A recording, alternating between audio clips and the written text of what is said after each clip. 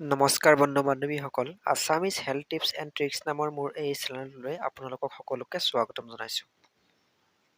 ওকণিৰ সমস্যা এটা বহুত ডাঙৰ সমস্যা হয়। এই সমস্যাৰ বহুতো কাৰণ আছে।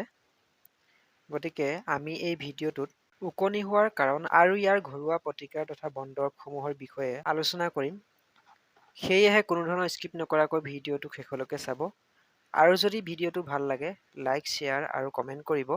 আৰু এনে ধৰণৰ ঘৰুৱা প্ৰতিকাৰ তথা বনদৰৱৰ ভিডিঅ'সমূহ পাই থাকিবলৈ মোৰ এই চেনেলটোক ছাবস্ক্ৰাইব কৰি লৈ লগতে কাষতে থকা বেল আইকনটো টিপি দিব, যাতে মই যেতিয়াই এনে ধৰণৰ ভিডিঅ'সমূহ আপলোড কৰোঁ ইয়াৰ জাননী অতি সহজতে পাই যায়।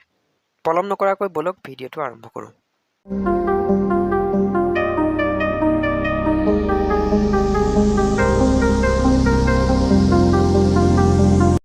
ওকণি হোৱাৰ কাৰণসমূহ হ'ল ক্ৰমে এনে ধৰণৰ।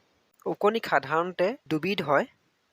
এবিধ ওকণিয়ে গাৰ ছালত থাকি তেজ শোষণ কৰে আৰু আনবিধে চুলিৰ গুৰিত থাকি তেজ শোষণ কৰে।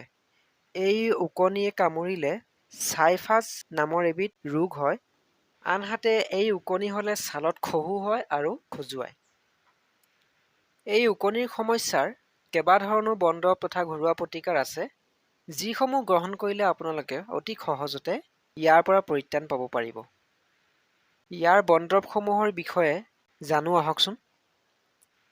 ইয়াৰে প্ৰথম বনদৰৱটো হৈছে আটলাছ গছৰ কুঁহিপাতৰ ব্যৱহাৰ।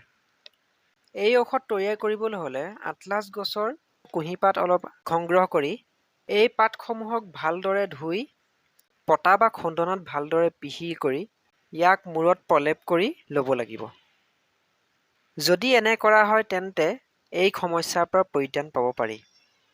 এই ঘৰুৱা বনদৰৱ কমে 4 দিন ব্যৱহাৰ কৰিব লাগিব। ইয়াৰ পাছৰ 2 নম্বৰ ঘৰুৱা চিকিৎসা ব্যৱস্থাটো হৈছে মহানিমৰ পাতৰ ব্যৱহাৰ।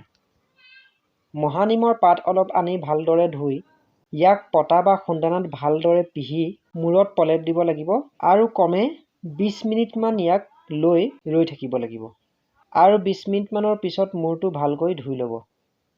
এনেকৈ এই ঘৰুৱা প্ৰতিকাৰ 4 দিনমান ব্যৱহাৰ কৰিলে এই সমস্যাৰ পৰা পৰিত্ৰাণ পাব পাৰি।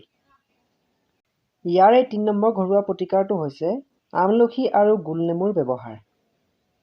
এই ক্ষেত্ৰত আমলখি 5টামান ভালদৰে পানীত ধুই ইয়াক পতা বা খুন্দনাত ভালদৰে পিহি লৈ ইয়াৰ পৰা অলপ ৰস উলিয়াই সেই ৰসৰ লগত কমে সেই একে পৰিমাণৰ 4 চামুচমান গোলনেমুৰ ৰস মিলাই লৈ তাত অলপ কুহুমীয়া পানী দি সেই মিশ্ৰণেৰে মূৰ ধুলে এই ওকণিৰ সমস্যা ভাল হয়।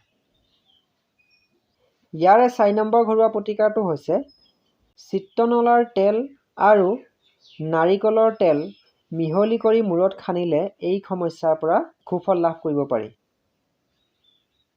এই ঘৰুৱা প্ৰতিকাৰ কমে 7 দিনমান ব্যৱহাৰ কৰিব লাগিব, তেতিয়া এই সমস্যাৰ সমাধান হয়।